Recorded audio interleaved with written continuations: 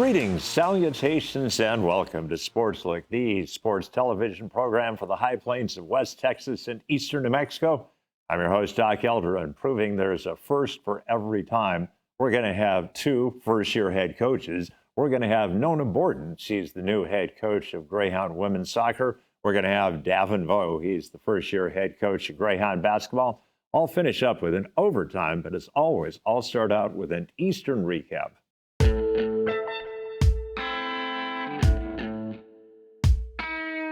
Long weekend for Greyhound baseball. They played 4 games against West Texas A&M. The Buffs took all 4 of those contests.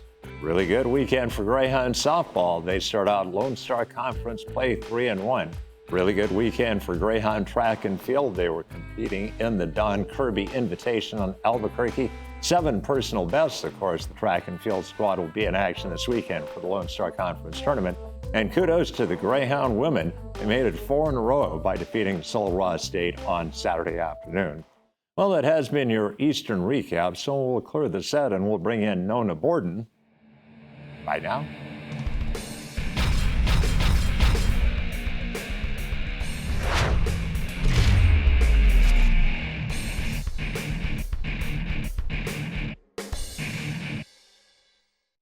Welcome back to SportsLook, and we bring back to the set of SportsLook a young lady we had the privilege of getting to know last fall, Nona Borden. And Nona, welcome back to the show. Hi, thank you for having me again. Well, when we had you in the fall, you had one job title, and then you got another job title, and now you got another job title. So talk a little bit about how your role has changed this year. Let's see, so I started in August as the assistant coach. In the middle of October, there was a coaching change, and I became the interim head coach. We had 6 games left in our season at that point, so I was in charge for the rest of that. And then this past week, I've been officially promoted to the head coach, and it's been a ride, but I'm really enjoying it so far. Nona, for people that didn't get a chance to see the first episode, where are you from originally, and what was the process that got you to Eastern as an assistant coach? So I was born in New Jersey. I grew up in Durham, North Carolina. Played soccer there, club soccer, high school. I went to UNC Pembroke for my undergrad. Played soccer there for 4 years. I got 2 rings from it.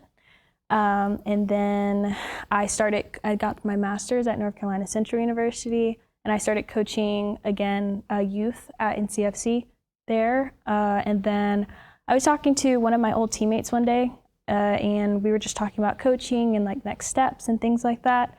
And she's actually in collegiate coaching as well. She coaches Division I right now.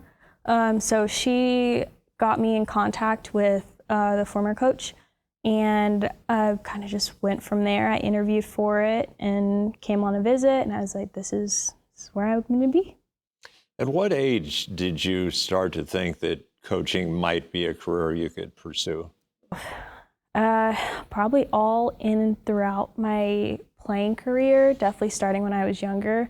I learned a lot, and I wanted to be that person for people that really helps out people who may not be as good or have as many resources to really get in those extra training sessions, but really just take the time out to help the people who I can coach. So it's been in and out, being able to be that person for people, but also learning things that I don't want, and learning from those experiences as well. What was the biggest adjustment going from one side of the chalk line to the other side of the chalk line? Not being able to play. Sometimes I catch myself wanting to be like, oh, I just want to be out on the field sometimes. So it's been a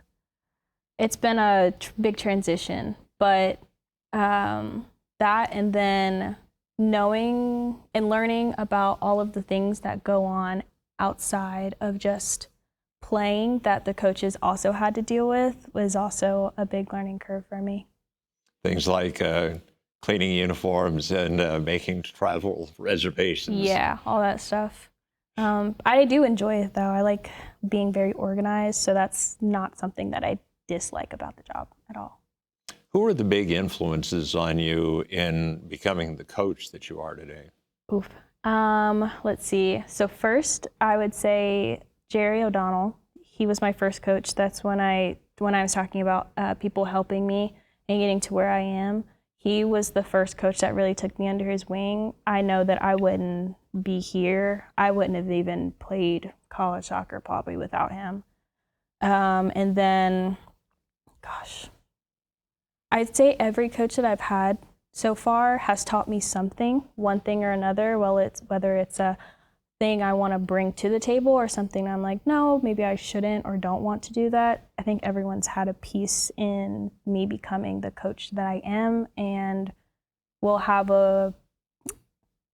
something to do with the coach that I'm going to become as I keep going through it. What was it about soccer? Why was that your sport of choice? Honestly, I don't know. You just loved it. Yeah, when I was like 2 years old, I told my parents I wanted to play soccer, and they were like, "What?" I hadn't seen it, I hadn't been around it, and I told them that, and they were just like, "Nah." And then we ended up moving after we moved to North Carolina. I told them again, and they put me in it, and I just fell in love with the sport. It's always been my out. So if I was having a rough day, or I knew I could have that hour and a half to 2 hours at soccer practice or games, that I could just, everything else would just go away and I could just be there. When you did interview for the position, what was the thing about Eastern that you liked the most? I liked that the program was in its rebuilding stages, and I liked that I would be able to have a piece in helping a team come from maybe not the best to becoming a really competitive team in a really tough conference. Was that your experience in college, or was your college program already pretty well established when you got there? My college program was pretty well established when I got there, so I never really had to work from the ground up. We were pretty much just there. We just needed those few pieces and like just extra work to get there, but we ended up getting there. Obviously, it was a trying experience for you to step into a situation, and then the head coach that hired you was relieved of duties. But what did you bring to the table? Why did you really feel that you could step in and be a good interim coach at that point? I think that I needed to, because I know the girls needed it. I think they needed me to hold them to the expectations that that I know they could get to, and just like the standards and expectations wise. But then also, I know that I wouldn't want my season, especially my senior season, to be not as good because I don't have a coach, or be ended because I don't have a coach. So I know I needed to step up into that role and be a coach for them, but also make it fun for them again, I guess. Looking at the season up to the point where you became the interim coach and looking at the record, I mean, sometimes the record is you just don't have the talent. You're just not able to compete with the squads you're against. Sometimes it's other factors that the talent's there, but just for one reason or another, they're not clicking. So looking back, was it kind of a combination of things, or was it one thing more than another that explained the record? I think we have the talent. I just think a lot of the talent is young. We had 18 freshmen, so a lot of young talent who haven't experienced it before. So what I'm working on this spring is just developing them as soccer players, but also as people. We're starting our mental health training to help with confidence and things like that. We'll be starting that this week. So just the little things, just developing them is going to be huge. But I don't think the lack of talent was the issue. Looking at the games where you were the head coach, what was the high point of that time period? The win against UTPB. I had a feeling that was going to be the answer. It came after a pretty bad loss. So just that rewiring to be like, okay, that happened. We can't do anything about it now. But now, you guys have to work your butts off to get back up. And I know that was the best win we had all season as well. So that was definitely the high point of it all. Obviously, there had to be buy-in by the team, or they would have just folded the tents, as the expression goes. And usually there are a couple of players that are the most crucial ones to the buy-in. So who were the young ladies that really bought into you being the head coach and brought the rest of the players along? I can't say it was just a select few. I think everyone had their own influence. I know the seniors definitely pushed it because they're like, this is my last time to play soccer, and I want to go out with a bang.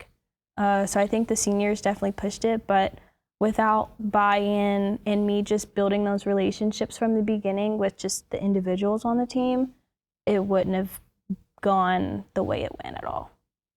Obviously, this year is going to be a little bit different because you inherited players that were already on the squad. But looking down the road, when you start to recruit a full class of individuals, are you going to try and get high school players and develop them? Or are you going to go after junior college players? Or are you going to try and get lateral transfers at the D2 level? I think a little bit of both, a little bit of all of them.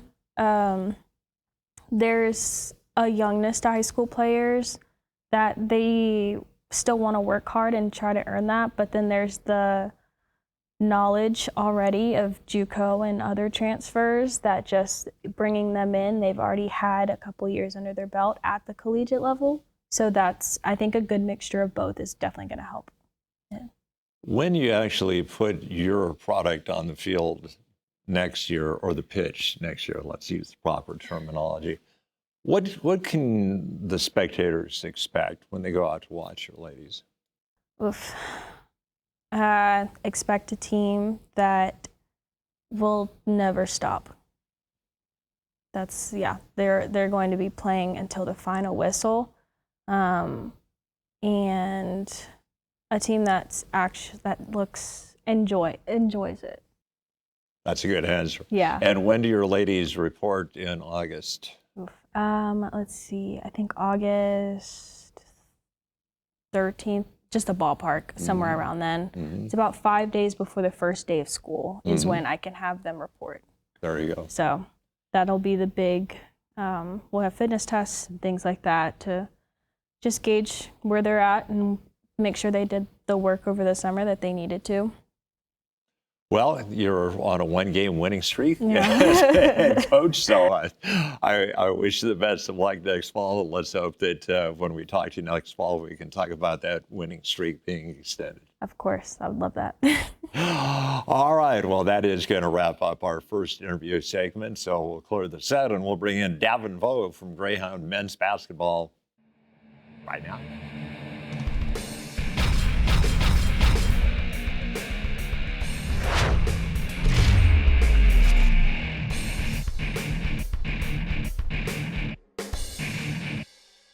Welcome back to SportsLook, and we bring back to the set of SportsLook the head coach, Greyhound men's basketball, Davin Vo. And Coach, 3 weeks ago, you were a team that was 7-6. You're a team that's 12-7 going into this week. What accounts for the turnaround? Man, I don't even know our record, to be honest with you. We're just going with the flow. We've been winning some more games because we've been shooting the ball well, and our team's coming together. And just like we spoke about a few weeks ago, our defense has gotten better, and just the chemistry overall. Our team is heading in the right direction, and that was really my job, is to keep it going the right direction and keep getting better as the season went along. So it's just a product of working hard. Our seniors are playing well, and we're trying to peak at the right time. We're not quite there yet, right? Well, obviously, you don't want to peak too early. That's right. We've got a couple of weeks left. I would, and correct me if I'm wrong, but I'd look at the game against Midwestern in Wichita Falls, and I'd say that was a crucial game because Midwestern had the ball last few seconds. They get a basket, they win, but you guys stepped up the defense and got the W. Our guys are understanding what it takes to be resilient. I think it takes a little bit of luck, but also, when you're in that moment, to capitalize on it. And I remember that play really well. Cooper Jackson had been out for about 4 or 5 weeks, and he was on the ground, and he popped right back up to tip a basketball, and then Jose came from behind and blocked it, and he just grabbed that ball, grabbed that possession that really, it wasn't even our possession. It was going to go right into the hands of a big guy. He would have had a wide open layup. But about 3 or 4 of our guys are right there in the moment with about 2 seconds left to capitalize on that moment. At that time, Midwestern had a 13-game winning streak at home. It was almost impossible to beat them. We were up to the task because we were confident on how we were playing, and we had played them before earlier in the year. We beat them at home when Mo hit that game winner. But just having all the pieces there and having guys just ready to respond. I mean, our guys really are coming along, and they're getting to that spot to where you can see how comfortable they are, and they are beginning to peak right here at the right time. A couple of individuals have definitely stepped up their game. One I expected to be pretty good, Cougar Downing, because he's a Division I transfer. Mm-hmm. The other kid that really has stepped it up for you is Mo Austin, a true freshman, and I thought, yeah, he'll get some minutes this year. Man, he's your starting point guard. He's awesome, isn't he? To be a 19-year-old young man and to be on this team full of seniors and juniors and to handle it the way he has is a testament to his parents. I mean, he is such a mature young man, and I would say he's probably the steadiest guy in our group. You know, day in, day out, he does what he's supposed to do. Mentally, he's able to absorb everything.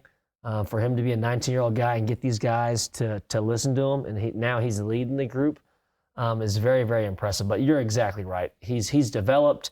He's gotten better as the season's gone along, and he's gained the trust of everybody on the team. And that doesn't happen because you play well. That happens because you show up every day and you do what you're supposed to do.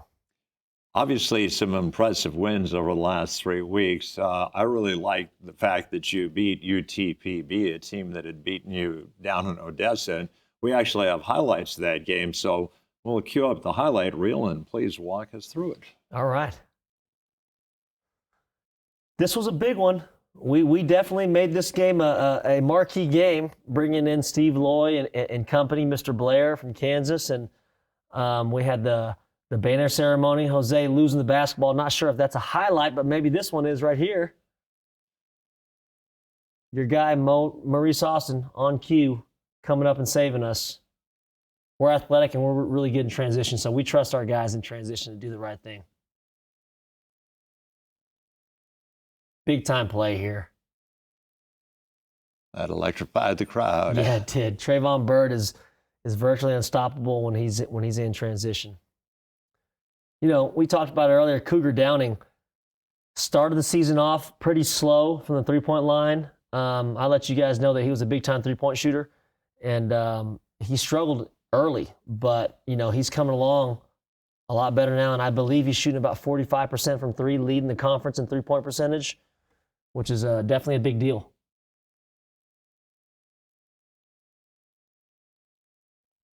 One of the newcomers, Jaden Clark. Jaden's been awesome for us. But here they get up a little close on Cougar, and he shows that he's capable of getting to the basket. It's a big left-hand layup. Yeah. Doesn't use the glass. Just goes straight in. Yeah, Jaden's what we call instant offense. I don't know who it was back in the day, the microwave, but that's what Jaden is. When he comes in, he scores right away. That's a big-time three. When he's hitting shots like that, it really is hard to beat us. It's hard to beat anybody when you're hitting deep threes. Our freshman controlling the basketball, controlling the possession. Here's one of those. Here's one of those shots. Deep three. I mean, yeah. Tough luck. Good luck trying to play us when he's hitting that shot.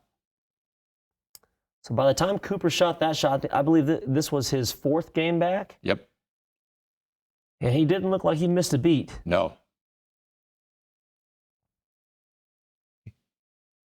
I think if he'd had a whole season, he'd lead the conference in steals. Well, he's back up atop of the conference in steals. He would have led the nation for sure in steals had he not sat out that month. But the other thing we're doing a really good job of is we're finding the hot hand without having to call any plays. You know, these guys are smart enough now to find the guy that's playing well that day or the matchup they like, and they exploit it. And that doesn't have anything to do with coaching. That just has to do with smart guys wanting to play together. You know, if you notice, our starting five, they all average around 10 to 13 points each. And that just goes to show you, there's nights where guys will average more, guys will average less, but there's not one key guy that you can, focus in on, because everybody out there is a threat. Big time basket there by Maurice Austin. We don't run plays for him. He does a great job of finding his spots and distributing that basketball. And every one of our guys loves playing with him. And I love coaching him. The thing that impresses me, everything about him impresses me, but the thing that impresses me the most is there have been games when he's been your second leading rebounder. Mm-hmm. We get onto him quite a bit. Sometimes when he doesn't do other things well, he makes sure he remembers to tell me that he's been rebounding. And he tries to do everything he can to stay on the court. And those are the guys that you want to coach. You know what I mean? Guys that you just can't take off the floor because they just do everything well. And so he does not give me an excuse to get him off the floor. If one thing isn't going well, he's going to go rebound. If his defense isn't going well, he's going to hit free throws. And he's just done so many things for us. Super proud of him. It's really good that we have a deep team. This past weekend, Maurice hurt his ankle 18 seconds into the game. And the good part is Cooper Jackson was right there to pick up the slack, and he ran the point for us for the next two games, and we got two wins because of it. But I always tell our guys, sometimes they get frustrated with their playing time, or sometimes they want to play more or shoot the ball more. And I always ask them, you want to be on a good team? Because on a good team, there's guys that can replace you. There's guys that can back you up whenever you're not, feeling great or doing well. And that's what we have. We have a balanced team full of guys that are competitive and can step in at a moment's notice. Last week was a week that could have presented not one but two trap games for you. You were playing a Western New Mexico team that you'd beaten by 30 at our place, and you were playing Sul Ross, a team that hasn't won many games in the Lone Star Conference, but kudos to your guys. They took care of business in both those contests. Yeah, I'm really proud of them. Going into Silver City, knowing that we had already beat them by a good amount before, we were worried. They have a guy on their team that can really take over a game. And so our guys came locked in, ready to go. They had a lot of energy. Starting that game off when Mo went down, it was a little scary. But like I said, when you have a team full of talented guys that can play, you don't really worry about the depth. With one guy is struggling and one guy goes down, Cooper picked up the slack. So Cougar Downing shot the ball extremely well. I believe he made 6 threes. We handled pressure. We played a really good defense and set the tone early and walked out of that place with a good win. And then going to Sul Ross, going to Alpine, Texas, great little city, great little town out there. We had a little bit of a chip on our shoulder. Like, that was one we wanted to get back. And we all knew that loss was going to haunt us because of the playoff and regional tournament implications. So we wanted to get that one back. And, I think in that game we got up by as many as 22, 23 points, and they showed how talented they are. They brought it back within 8 or 9 points. We didn't panic, hit our free throws, and took care of the basketball. But you're 100% right. Trap game for sure. Coming in late in the year, it wasn't a game that we were looking to take off for sure. In terms of the great scheme of things, it's interesting. I thought for sure coming out of that weekend with a 12-7 record that you had clinched a spot in the playoffs. It just shows how good the Lone Star Conference is. That 12-7 hasn't clinched. You got to take care of business the rest of the way. That's right. The West is stacked. The West is the stronger side of the two conferences. I'm going to be honest with you. I haven't paid a ton of attention to the rankings and the standings. Because I don't want to make this game any less important or more important than what it is. And I get that's coach speak, but I've had 4 or 5 people come up to me and ask me, do I want to know the scenarios? And I said, no, I don't want to know them. I'll give my left arm to win this game, and we're going to do everything we can because it's the most important game coming up. It just so happens that St. Edwards is 1 game back behind us. And so if we lose this one, which we don't plan on doing, they're going to own the tiebreaker because we only have 1 game against them. And so this is a must-win for us. If we want to be a tournament team, if we want to be an NCAA tournament team, we've got to run the table from here on out. And so I don't explain the scenarios to our guys. I don't want to know the scenario. I just know that St. Edwards is our next game, and it's very, very important for us to win it. And we only have about 30 seconds left, but we'd encourage people, if you can only make it to one game, we'd like you to get to both, but if you can only make one, Saturday is senior day. Saturday, senior day. Cougar Downing, got to give him a proper send-off. Mario Whitley's been here for 2 years, made a big sacrifice or made a big decision to come back and to play for us, play for the town this final season. And so it'd be great to give them a proper send-off. It's the last time they're going to wear a green uniform here in the Loy. And we would love for everyone to come out and see these guys. Not only are they good basketball players, but we get a lot of compliments about how good of people they are in the community. And again, that has a lot more to do with them and how they are raised and how they act and what they do. So please come out Saturday, 3 p.m., senior night, last time they're going to play, and give them the proper send-off. Well, Coach, congratulations on the success to this point, and I hope to see you in Frisco, Texas here in a few weeks. I hope so, too. Thanks, Doc. All right, well, that is going to wrap up the interview segment of Sports Look, so we'll clear this out, and I'll finish up with an overtime right now.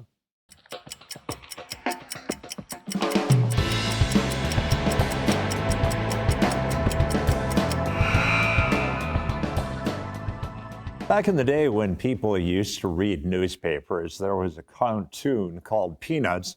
The main protagonist was Charlie Brown. He pitched for his local baseball team, and they lost every single game. Well, I think we found a modern-day equivalent of Charlie Brown's team. They're called the University of Maryland Eastern Shore. They have lost, I'm not making this up, 54 games in a row. They came close last weekend against Virginia Military Institute, but they managed to blow a 4-run lead and lose that game. They'll have a chance to break that losing streak this weekend when they play against Towson State. Well, that will finish up in overtime, and that will finish up an episode of Sports Look. I'd like to thank my guests, Nona Borden and Davin Vo. I'd like to thank my floor crew. Once again, Kyle was my director. So for all those aforementioned people, this is Doc Elder saying, so long.